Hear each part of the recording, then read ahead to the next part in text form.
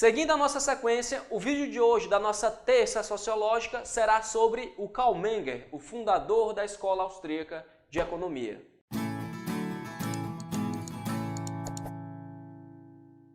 Segundo alguns autores, nós temos 4 gerações da escola austríaca, a começar com o Karl Menger, que foi o fundador da escola. Ele que formou diversos economistas com o seu livro Princípios da Economia Política. Muitos estudiosos da época seguiram o que professava o Karl Menger. Só que o Karl Menger não publicou apenas este livro, ele publicou também um livro muito importante não só para a economia, mas para as ciências sociais como um todo. Em 1883, ele publicou pesquisas sobre o método, olha aí, o método das ciências sociais e, em particular, da economia política. Aqui, pessoal, vocês têm que entender também o contexto histórico. Ele está se contrapondo a toda aquela vibe, a toda aquela onda de historicismo que havia lá na cultura germânica, ali pela Áustria e pela Alemanha. Se a gente lembrar do Hegel, quando ele diz que a consciência dos indivíduos é formada historicamente e tal, o Hegel ele coloca a história como algo muito importante dentro da filosofia e, por conseguinte, dentro das ciências humanas. Desde o Hegel, todo mundo queria estudar tudo das ciências sociais, das ciências humanas, sob o seu viés histórico, partindo de uma premissa histórica e tentando entender o contexto histórico e assim sucessivamente. O Karl Menger ele vem combater diretamente essa ideia, essa noção, que estava impregnada nas academias germânicas. Olha aí, nós tivemos o Hegel, depois nós tivemos o Marx, que o Marx vai dizer que a teoria do Hegel está de cabeça para baixo, e aí nós temos a criação do materialismo histórico, dialético, mas é histórico também. Nós temos aí o Nietzsche, que dá uma importância muito grande dentro da sua obra à história. Nós temos lá com o pessoal da sociologia, nós já tivemos o Marx, que dá também uma importância muito grande para a história.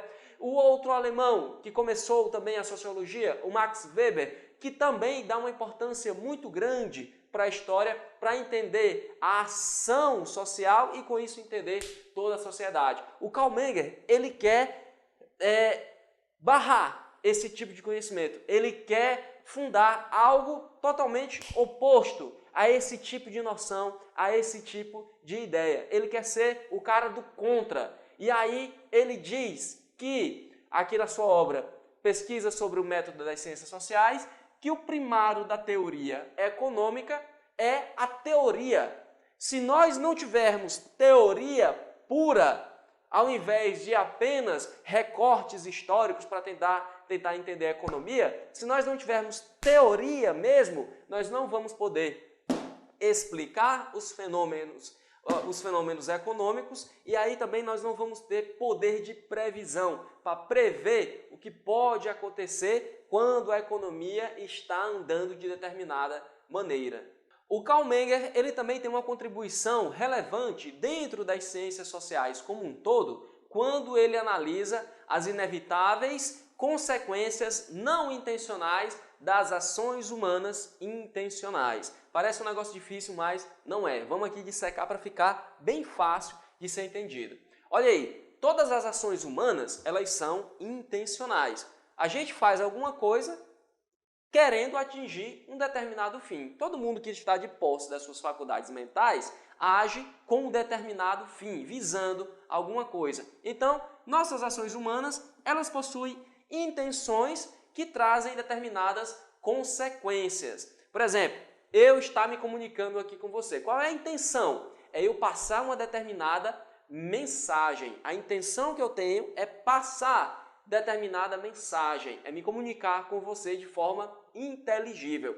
Só que nessa minha ação intencional, essa intenção de me comunicar, nós temos consequências não intencionais, que ele vai dizer que são as instituições sociais. Eu estou tentando me comunicar aqui com você, a minha intenção é essa. Só que a consequência não intencional dessa minha ação intencional foi a criação de uma instituição social que é a linguagem. O ser humano, ele queria se comunicar. Ele não queria criar uma linguagem escrita, uma linguagem falada, ele só queria se comunicar. A intenção era se comunicar, mas a consequência não intencional dessa ação intencional foi a criação da instituição social conhecida como a linguagem. Quando os seres humanos se reuniram na modernidade para tentar viver em paz, comercializar em paz, eles criaram o Estado. O Estado é uma instituição social. Eles queriam, olha, hoje nós vamos criar o Estado. A intenção das ações deles era criar o Estado? Não, era viver em paz, poder comercializar em paz. A intenção era essa. A consequência dessa intenção era essa. Só que a consequência não intencional é criar o Estado.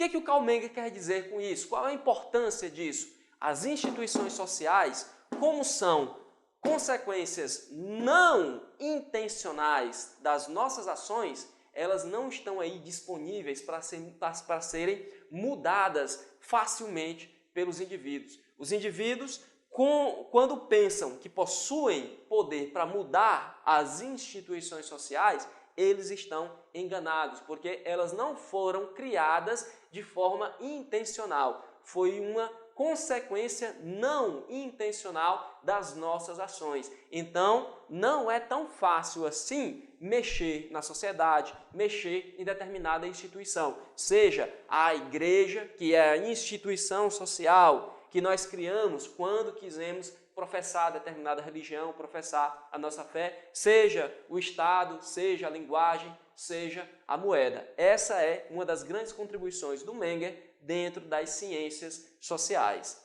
Bom, mas agora vamos falar da contribuição que o deixou famoso, que foi a contribuição que ele deu dentro do campo da economia, da teoria econômica, que foi o desenvolvimento da lei da utilidade marginal decrescente, que refuta, substitui a teoria do valor-trabalho. O que é que o Menger diz? Olha, nós não podemos estabelecer o preço de determinada mercadoria ou de determinado produto ou serviço com base na quantidade de trabalho que a gente emprega. Quando a gente vai analisar a experiência, a prática, não é isso que a gente vê. Por isso que os economistas clássicos, por isso que o Marx, por isso que o socialismo está errado nesse sentido. Quando a gente vai tentar analisar a economia, tentar entender, explicar as leis econômicas, nós temos que partir não para a estrutura da sociedade como um todo, mas nós temos que entender o quê? O consumo. Nós temos que entender a satisfação das necessidades. E quando a gente vai entender a satisfação das necessidades, nós vamos entender a satisfação das necessidades da sociedade? Não, a gente vai entender a satisfação das necessidades dos indivíduos, porque é o indivíduo que consome, é o indivíduo que trabalha, é o indivíduo que produz, é o indivíduo que vai lá no mercado barganhar, é o indivíduo que vai atrás de satisfazer os seus próprios interesses. Então, olha lá o que a gente já tinha dito. Se a gente entende o indivíduo, a gente entende o consumo e aí a gente entende como é que funcionam as leis da economia de mercado e aí a gente pode sim teorizar sobre a economia. Não é partindo logo para o todo que a gente vai entender a economia, mas é entendendo o indivíduo que a gente vai poder entender as leis que regem os mecanismos econômicos dentro de uma sociedade. Olha aí, vamos aqui entender de uma forma bem fácil a lei da utilidade marginal decrescente. Todo produto, ele visa, como a gente acabou de ver, satisfazer uma necessidade. Então, todo produto ou serviço, ele deve ser, de uma determinada forma, útil. Não adianta eu começar a produzir determinado produto e empregar a maior quantidade possível de trabalho se eu não tiver consumidores, se eu não tiver indivíduos que vão consumir esse produto, que vão comprar esse produto. Você pode colocar toda forma de trabalho, a maior quantidade possível de trabalho e colocar o produto no mercado. Se ele não satisfazer a necessidade de alguns indivíduos, se ele não for útil para alguns indivíduos, ele não vai ter valor nenhum. E aí, todo aquele trabalho que foi colocado na mercadoria, no produto, vai ter sido em vão. O produto, ele não tem um preço objetivamente fixado. O preço de determinado produto, ele está de acordo com aquilo que está na cabeça dos indivíduos. Ele está de acordo com a satisfação subjetiva dos indivíduos. Olha aí, por exemplo, há 50 anos atrás, esse negócio de veganismo não existia. Esse negócio do pessoal, a população brasileira está obesa, está acima do peso. Vocês sabiam que mais da metade da população brasileira está obesa, está acima do peso? Quando nós não tínhamos essa realidade, quando nós não tínhamos uma consciência de que nós temos que ter uma alimentação saudável, não teria mercado para uma produção de alimentos saudáveis. Se nós produzíssemos, se eu, como empresário, fosse começar a produzir alimento saudável, vender marmita de alimento saudável para a pessoa que quer continuar saudável, quer continuar no seu peso ideal, para não vir a ter problemas de saúde futuramente.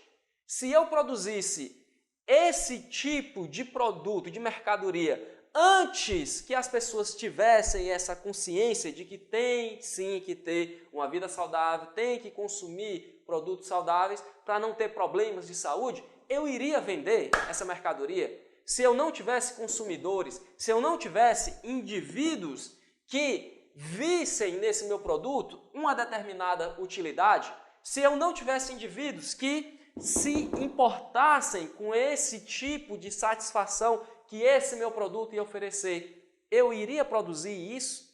Esse meu produto ia ter algum valor dentro do mercado? É claro que não.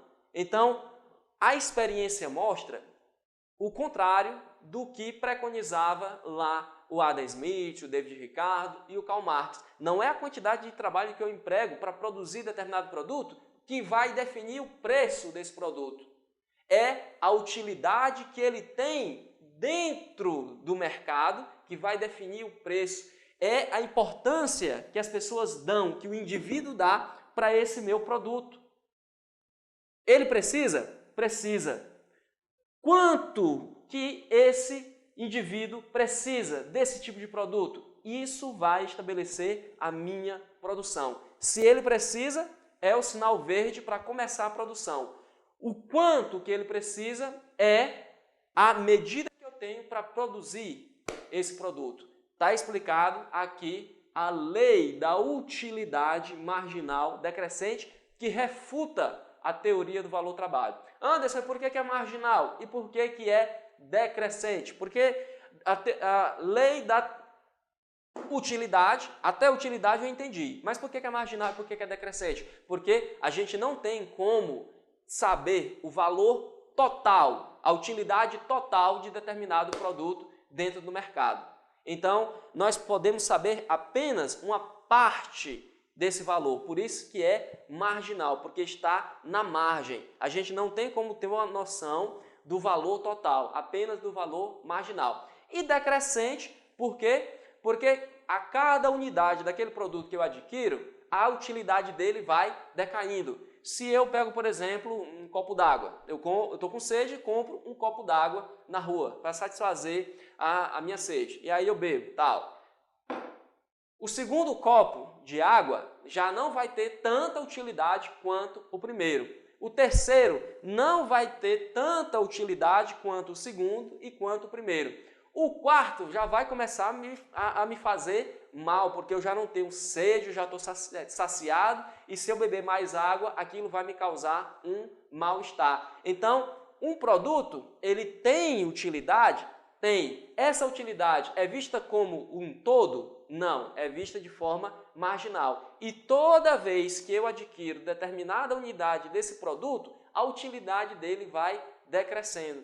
Então, é assim que se formam os preços em uma economia de livre mercado, em qualquer economia que tenha que se estabelecer preço para os produtos. Não é através da quantidade de valor ou da quantidade de trabalho que eu emprego na produção desse bem, mas é de acordo com a utilidade marginal decrescente que este bem possui para os indivíduos de determinada sociedade que compõe determinado mercado. E na segunda geração da escola austríaca, nós vamos ter o Eugen von Bohm-Bawerk, que publicou a conclusão do sistema marxista. De acordo com o pessoal da escola austríaca, ele aqui refutou de vez o marxismo e o comunismo do Karl Marx. Nós vamos ter também o Friedrich von Weyer, que publica a teoria da economia social. Mas, pessoal, é na terceira e na quarta geração que nós vamos ter os dois grandes nomes da escola austríaca. Aqui na terceira geração, nós temos o Ludwig von Mises, que nós vamos ter um vídeo só para ele. Então, vai logo se inscrevendo, que é para você não perder as nossas próximas publicações. E nós vamos fazer também um vídeo só para esse cara aqui da quarta geração, que é o Friedrich August von Hayek, que foi aluno do Mises e que um ano depois da morte do Mises, ele recebe o Prêmio Nobel de Economia pelos estudos que ele desenvolveu com o seu professor. Pessoal, esse foi um apanhado geral das principais características que formam a escola austríaca de economia e também nós vimos o seu início, a sua formação. Nos próximos vídeos, como eu já falei, nós vamos falar de alguns autores importantíssimos dentro dessa escola, como o Mises e o Hayek. E se você gostou do vídeo, ajude o nosso canal clicando aqui em gostei, compartilhando ele com o pessoal da sua turma, com o pessoal do seu cursinho, colocando aqui nos comentários as dúvidas que você ficou e também nos dando as sugestões dos próximos autores e dos próximos conteúdos que vocês querem ver aqui na nossa terça sociológica. Por fim, não deixem de se inscrever no nosso canal para vocês não perderem as nossas próximas publicações. Toda terça-feira, às 5 horas da tarde, tem um vídeo novo de Sociologia para você aqui no nosso canal. Eu vou ficando por aqui, um grande abraço e até mais!